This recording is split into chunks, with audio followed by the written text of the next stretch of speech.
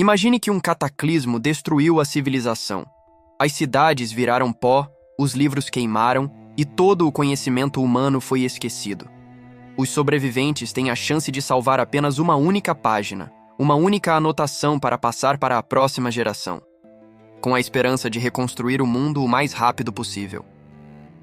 O que estaria escrito nessa página? O físico Richard Feynman, um dos maiores gênios do século XX, não teve dúvida. Ele não salvaria a poesia, nem a história dos reis. Ele salvaria 4 linhas de símbolos gregos, as equações de Maxwell. Por quê? Porque nessas 4 linhas está o código-fonte da realidade. Se você entende essas linhas, você não precisa inventar a eletricidade, o rádio, o Wi-Fi ou o laser.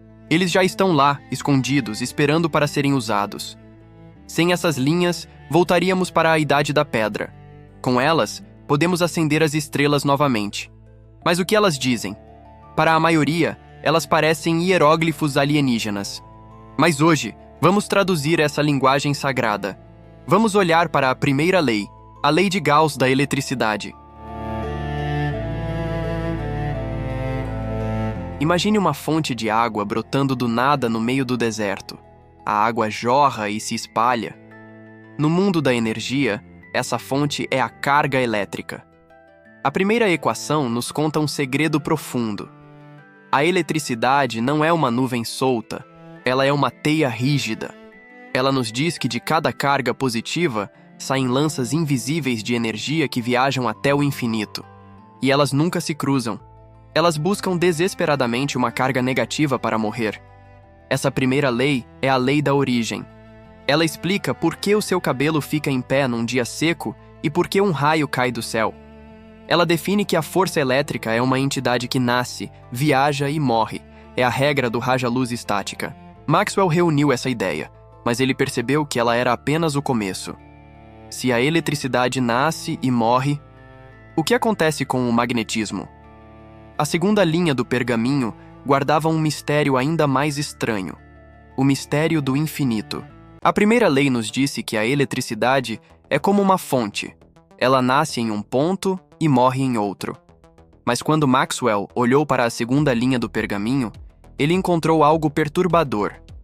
A segunda lei, a lei do magnetismo, dizia exatamente o oposto. Ela afirma que não existe uma fonte magnética. Não existe um lugar onde o magnetismo nasce. Pense num ímã.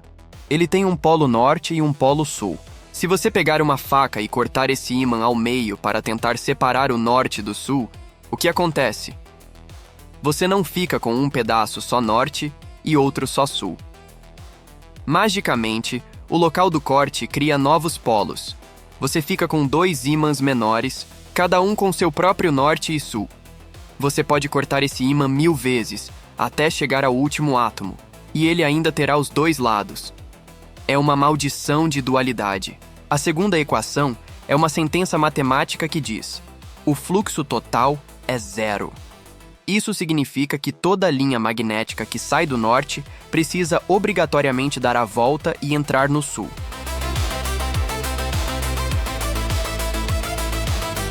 Diferente da eletricidade, que são lanças retas, o magnetismo são laços. São anéis invisíveis que nunca se quebram. Eles são como a serpente mítica que engole a própria cauda. Não há começo, não há fim, apenas um ciclo eterno. Essa lei protege o universo de um monstro chamado monopolo magnético. Se esse monstro existisse, a física quebraria. Mas essa lei também criou um problema.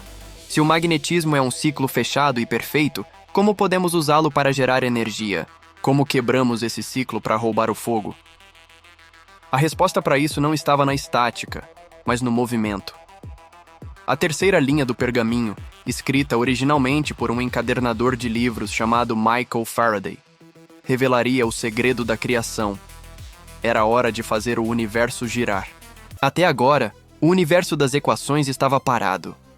Cargas paradas, ímãs parados.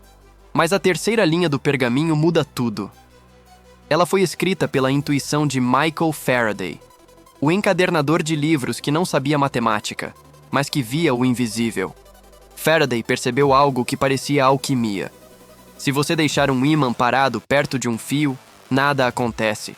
O universo dorme. Mas se você mover esse ímã, se você o fizer dançar, o espaço ao redor dele entra em pânico. A terceira equação descreve esse pânico de uma forma linda. Ela diz que um campo magnético que muda no tempo cria, do nada, um campo elétrico giratório. Imagine um furacão. O olho do furacão é o ímã se movendo, e os ventos ao redor são a eletricidade nascendo e girando. Essa é a lei da criação. Antes dela, a única forma de ter eletricidade era com baterias químicas fracas. Depois dela, descobrimos que podíamos gerar rios de energia apenas girando uma peça de metal. Olhe para o mundo hoje. A gigantesca turbina de Itaipu girando com a força da água é a terceira equação. O moinho de vento no campo é a terceira equação. O alternador do seu carro é ela também. Essa linha matemática nos ensinou que não precisamos carregar a energia em potes. Nós podemos criá-la a qualquer momento, desde que tenhamos movimento. O universo cobra um preço. Você precisa gastar movimento para ganhar energia. Mas foi uma troca justa. Com essa permuta, a humanidade saiu da escuridão das velas e acendeu as cidades. Mas Faraday parou aí. Ele viu como criar a eletricidade. Faltava a peça final. Faltava o elo perdido que conectaria tudo isso e explicaria a própria luz. E essa peça final exigiria a mente de um matemático profeta para corrigir um erro que ninguém sabia que existia.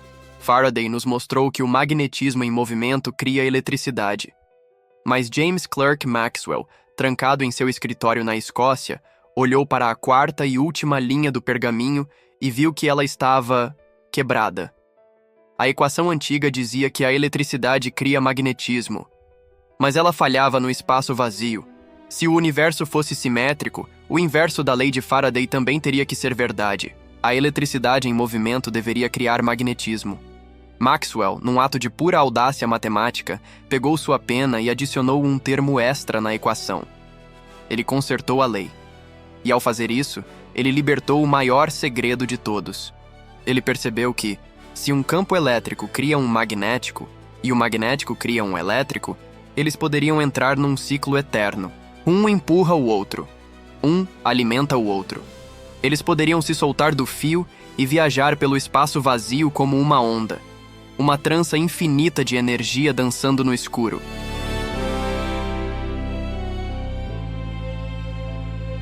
Maxwell calculou a velocidade dessa onda teórica.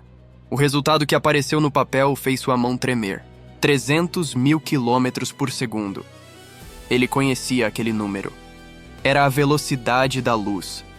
Naquele momento, o teto do escritório de Maxwell desapareceu e ele viu o cosmos. Ele percebeu que a luz, o sol, o brilho das estrelas, a chama de uma vela, nada mais é do que essa dança elétrica e magnética. Ele unificou a eletricidade, o magnetismo e a ótica numa coisa só. Voltando ao nosso cenário de fim do mundo, por que Richard Feynman salvaria essas 4 linhas? Porque elas não são apenas fórmulas, elas são o manual de instruções da realidade. Com a primeira, você entende a carga, com a segunda, o ímã, com a terceira, o motor, e com a quarta, você domina a luz, o rádio, o Wi-Fi e o futuro. Essas 4 equações são a prova de que o universo não é um caos, é uma música.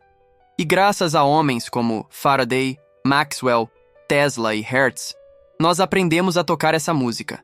A história da matemática é a história de como descobrimos a linguagem de Deus. Se você quer continuar decifrando esses códigos, nossa jornada não tem fim. Inscreva-se e continue curioso. Até a próxima.